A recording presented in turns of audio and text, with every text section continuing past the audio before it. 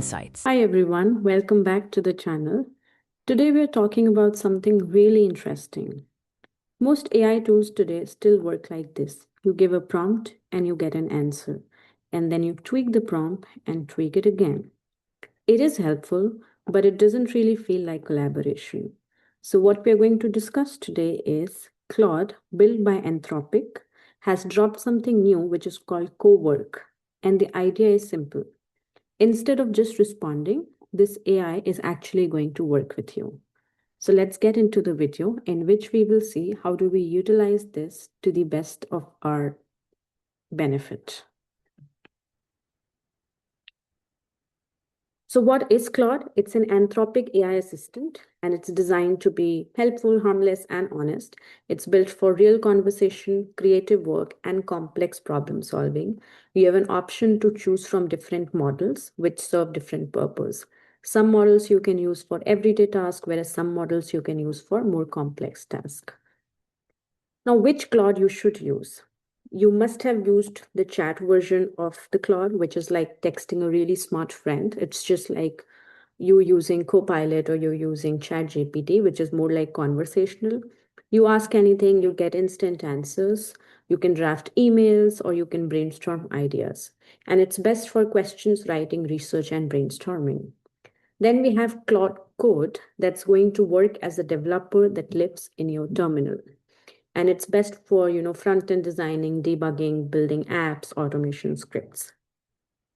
And the newest feature that we have and which we're going to deep dive into the video is Cowork, which is going to act as a personal assistant at your computer. It can open files, it can browse the web for you, it can use a lot of tools. There are hundreds and thousands of connectors that you can connect Cowork to, and they would complete the task on your behalf. Now we will see that will Cowork actually change the entire automation era? Because it can really be acting on your prompt and be doing everything on your screen. So it sees your screen and it will actually do the work for you. And it's best for redundant manual tasks that you used to use automation for, or for browsing, or for managing workflows, or for going through your files and invoices and reading them or analyzing them. So we will see shortly how do we use it. Now the core features could be conversation, it can write the code, it can do the web search, it can help you in content creation, it can help you in data analysis, and it has a long memory. So all of these core features can be used using Claude. In terms of content creation, like Claude even helped me prepare this presentation for this video. So you can see how beneficial and powerful it can be if the right prompt is given. Then you can write and build faster, whether it's blog post or article, email draft, video scripts, or reports and docs. And it would understand everything. You upload any image or file, you ask any questions, you're going to get an instant detailed analysis. So the first step to start using Claude is that you come to claude.com/download, and depending on whether you're using Mac or Windows, you would click on this and download the executable file and then just follow the instructions simply to install it. I already have it installed, so I'm going to skip this step. Once you have it installed, this is what your Claude is going to look like. You would have three things. On top, you can see the chat feature, the Cowork feature, and the code feature. Now, there's also an option of you using this Claude feature directly on your desktop. And the way to do it is that you go to claude.com/Chrome, and you will download the Chrome extension to the Claude. Once you come here, you would see an option shortly, add to Chrome. So once you do this Chrome, this would also get added as a browser extension to your Chrome, and this is what it's going to look like. You would just simply accept the terms, and then this is what the extension is going to look like. You have an option here to select from three models: Opus 4.6, which is most capable for ambitious work. For everyday tasks, you can use Sonnet 4.6, and for quick answers, you can use Haiku 4.5. Now, the other features that you can see here is you can convert anything to a task, change the language, or do some basic settings. Over here, you have an option of ask before acting or act without asking. I personally always prefer ask before acting because AI being so powerful, sometimes it might mess up certain things. So it's always recommended, like I personally recommend to keep it like ask before acting. Now, to see in action how it would really like take control of your screen and do certain things, let's test it via a prompt. Say, for example, I say, hi, can you please find the best models to use with Claude? Or maybe like open the browser and do the search. So I've given it a prompt saying that, open the browser. So since I've put it as ask before acting, what it is going to do, it is going to go on these three sites, anthropic.com, claude.ai, and google.com, open a browser tab and navigate to a search engine, and then it would search for this. So I will say approve the plan. And once I've approved the plan is when it is going to start executing on that plan. So you can see it opened google.com and now it has searched best Claude model to use. And now I can also, just click on notify me so that whenever it has done its research, it's going to notify me. And after all that research, it has come up with a summary that, here is a summary of what the search results look like. Opus is the most recent one. Then you have Sonnet, then you have Claude. So again, it has come up with this whole thing. Now, one other thing that I can also do is that, I can ask it to read my Gmail. Say, for example, hi, can you help me read the latest email on my Gmail and summarize what it is? So now it's going to try to connect to my Gmail to read whatever the latest email I have got. And I will click on approve plan for it to like go to my Gmail and read the emails. I can also go on, saying that, do not ask me. And then it's going to do everything on its own. So it has come here and now I'm going to just allow this action. I've sent already an email to me so that it reads it. So it's going to take screenshots, review the email, and then summarize it and let me know what the email is. So it wants to click. So every time it has to do something on the application, it is going to really ask me if I want to do it or no. And this is the email that it's going to read and like summarize. And once it has summarized, it's going to like come back with a response. So it says, I've opened the latest email and it is from this. And someone named Alex has booked a table for two at a restaurant and it's described as. So Alex is asking if that time or place works for you. So I'll say, yeah, let him know.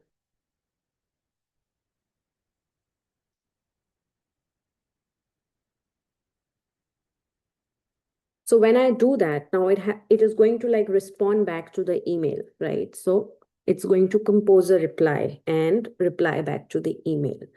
Now I can also remove ask before acting and then everything it's gonna be like very smooth.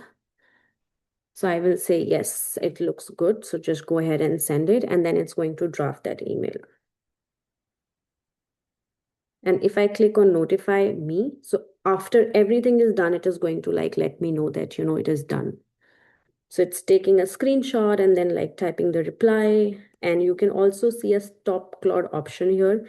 And whenever Claude has taken a session, you can actually see this green box across your window. So that tells that, Claude is actually working on that window.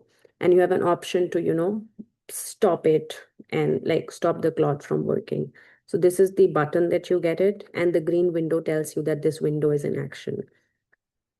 So this is using it within the browser. Now, if we go back to actually the actual app that has all the three options, say, for example, if I go to Cowork, right? Now, this can actually do more complex tasks. Say, for example, I say, organize my screenshot folder, and I can actually point it to my screenshot folder. So currently my screenshot folder actually has thousands and thousands of screenshots. So if I show you, so this is what my screenshot folder looks like. It has approximate 1,065 items, right? And this is what I've been meaning to do from a long, long time, to like organize it and delete whatever is not needed. So I'm going to ask that, just pick up the last 14 days item and then arrange it and tell me what needs to be deleted. And I'm going to use Opus 4.6 for this, and I'll say, let's go. So Cowork actually can work in any of the folder that you're pointing to. It can organize, say, a lot of enterprise have this problem of that they have too many invoices to like debug through and then find the information and extract the information to be put into an ERP. Now, all that problem can really be solved within minutes with Cowork. Cowork can actually read into all of the invoices, thousands and thousands of invoices within seconds, get the data, and then can also feed the data into an ERP because it has a lot of connectors, which we are going to see shortly. And it's so easy to connect with all those connectors, meaning that using Cowork, you can actually communicate with so many other connectors. Now, what I've also said to Claude is that after you have approved, like you have to show me the plan before making any changes. And after I approve, start by organizing just 10 files as a preview. If there are more than 10 files, check in with me before continuing with the rest. So it says total image file is 1064, date range is 2024 to 2026. There are 14 undated files and 2 named ones, which is error.png or error2.png. And now it's going to only focus on last 14 days. And here is the plan that it has built. And as soon as it's like growing through the progress, it's like striking off those points. Okay, so here are our results. It has organized the plan for 22 recent screenshot. It has named them with work, the work related files. It has given suggested name for it, DevOps related file, emails and Teams related files, spreadsheet and room tracking files. So a work that could take us a lot of time to arrange these 1,000 screenshots or even to write an automation script, it is going to consume a lot of time. It is done within seconds and you have everything over here, right? So once I approve this, I'll say yes, proceed. It is going to first pick up the 10 files because I have just said that you organize first batch of 10 files and it is going to organize them. And later on, if I want, I can proceed with more files. So it has finished organizing the file. If we go back, you can see it has created all these folders and put the files inside it. Okay. And also renamed the file with actual names.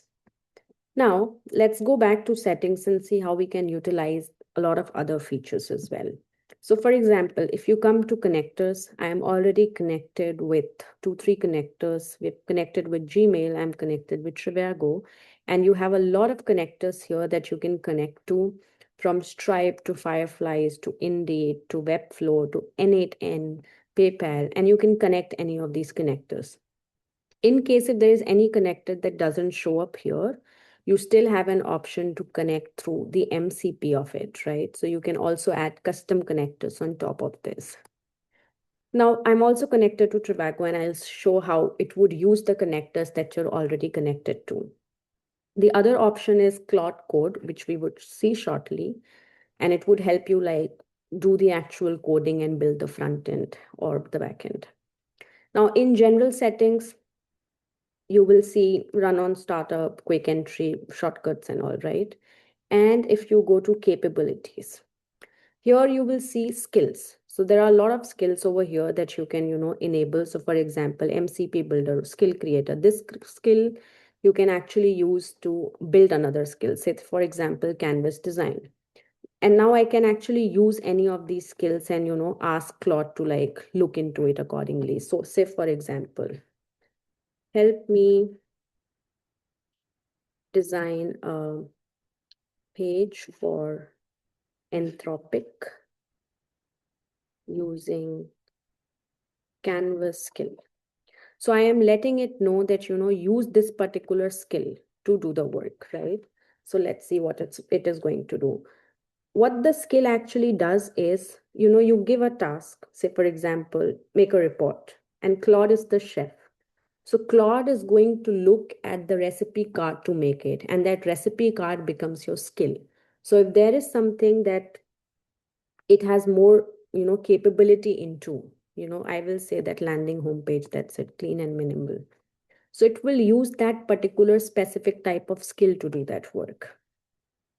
So here are the results. If you look at the landing page, it used the Canvas skill to build this particular landing page, right?